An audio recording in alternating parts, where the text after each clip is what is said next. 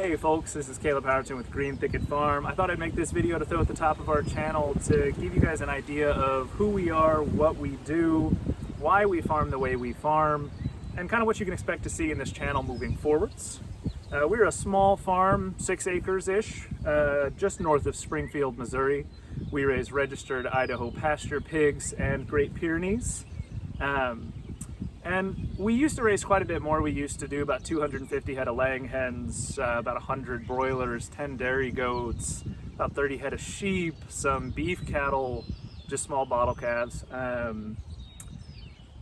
16 doe rabbits at our peak. We were processing about 1,000 head of those a year.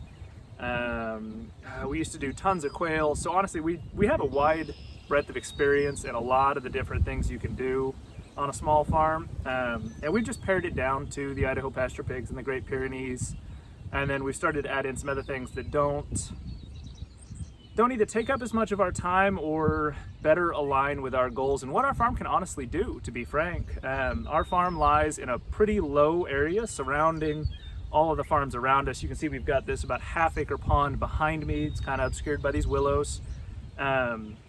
And so we have a lot of low spots on the farm. I'll show some aerial videos later on in the channel that kind of highlight that. And for those of you that either do farm or those that are looking to farm, you'll discover that, you know, sheep and goat don't do great in those low-lying areas. You have tendencies with bad parasite issues, with hoof rot, but pigs tend to do great. And we have enough high spots that the Great Pyrenees, they seem to like it. They'll run through the mud, and we've got 2 or 3 of them that love to swim in the pond, so they don't mind it near as much, and they get plenty of time up at the house when they're not out here running around in the field enjoying their best life. So really that's just kind of it. We've just pared it down to what works best for us. That's not to say that, you know, goats and sheep won't do great on your place. If we had just across the street, it's all flat, fairly high, sheep would do fantastic there. We'd probably still have them if it weren't for the tripping over my feet. If it weren't for that, I think she's gonna swim back across the pond and go back and join them so she can bark at the neighbors. Is that what you're gonna do? Yeah, she's debating. Sorry, I am ADHD, so I promise to attempt to not lose track of thought way too much on my videos, but you might find some interesting things when I do so, because if I spot something interesting, I might derail a section of a video to go over and point that out and show it out. That's one of the interesting things I find about farming, especially the way we farm, focusing on regenerative practices, is that there are so many things that are only around for a very limited amount of time on a farm, and out in nature. You know, we've got a couple of these big willow heres are actually, some of the dead branches are inoculated with oyster spawn. I've got a couple week window when it is cool and moist, and I probably should be checking those pretty frequently. We'll get oyster mushrooms pop up. We've got mulberry trees popping up over there, and those are starting to go into berry. We absolutely love the amount of moths and butterflies and caterpillars and other pollinators and the wildflowers that crop up, and those are all only around for a short period of time. So I will do my best to keep some of those interruptions to a minimum, but I do promise to also try to show off as much of that diversity that we try to encourage here. That's honestly, so that might be a good spot to move over to. The main reason that we farm, right, of course, we do want to make the best tasting, most nutrient dense food that we can on our land, but we believe that a farm is not just there to make food, right? A farm is there so that we can help regenerate and be a part of that food system and that ecosystem that surrounds us.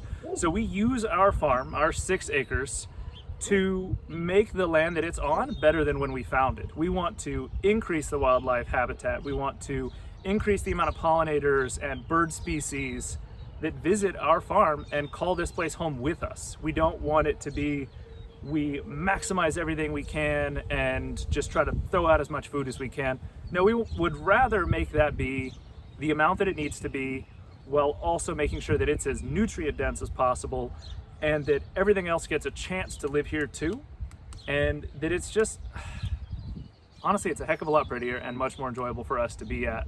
And it gives our animals a better quality of life. So our pigs are out, like right now, they're stomping through a bunch of areas that are 12 and 24 inch tall grass, just flattening it down, which is fantastic. I'll do a whole video on tall grass grazing and why we do that with as much as we can through the year. I'll try to not derail that too much, but that just kind of goes back to that. We don't focus on just producing grass, right? We overseed with wildflowers and clovers.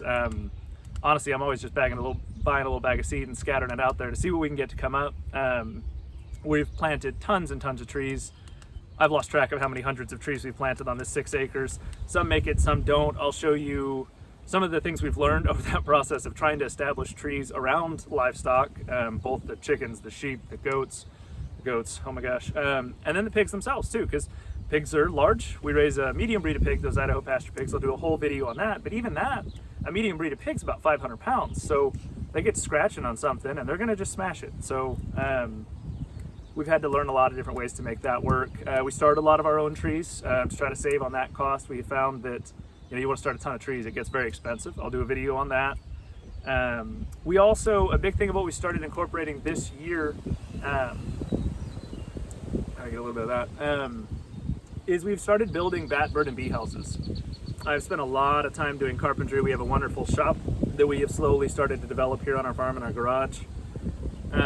And we started to realize that 6 acres isn't that big of a place, so we wanted to expand our impact.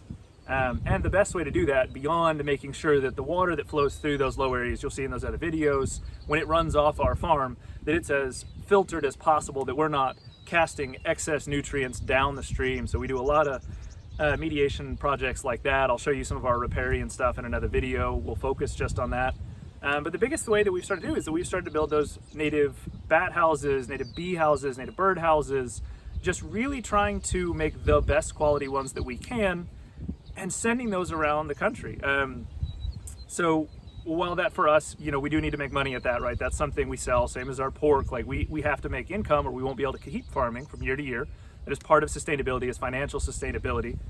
But we also recognize that we want that impact. So we actually donate 1 out of every 10 models that we sell. We donate that 10th one to a nonprofit of some sort. We are working to get our bat houses certified through the Merlin Tuttle Bat Conservancy. We're building all of our bluebird houses to the Peterson standard. I'll do a video probably later today actually with this rain that seems to be coming in on each of those to give you an idea. So look for those coming up soon. Let's see. Honestly, folks, I think that gives you a pretty good intro. Like I said, our background is pretty diverse. We've raised a lot of different types of livestock for many years. We've both had livestock. My wife's actually had livestock for pretty much, probably since 5th grade or younger. She has had at least some chickens in the backyard, and then her parents moved to a small farm that they managed for many, many years. They still have a bunch of chickens just up the road from us. We both went to college actually for agriculture, started to get our degrees in animal science. We left college after 2 years working on our bachelor's degree in animal science to actually go manage a 1,200 acre bison ranch. Did that for about a year. Didn't really jive with some of the practices, but that's neither here nor there. We moved to another ranch, managed their about 5 acre commercial produce garden. Kind of same situation, and so moved on from there. Really, we found that just working on other farms sometimes doesn't, if you're an independent type person, it doesn't always jive with you. So we began moving. Green Thicket Farm moved into town for a short period of time. We actually had an urban farm where we raised our quail, our rabbits, and then small amounts of produce. We sold to local restaurants with those. And then Green Thicket Farm moved out in 2018 to the land that we're on now. So we started in 2016 with the urban farm and then just kept the name and everything because a lot of the same products stayed with us as we moved out here to where the land we're on now. I went back to college while we were in town, finished up.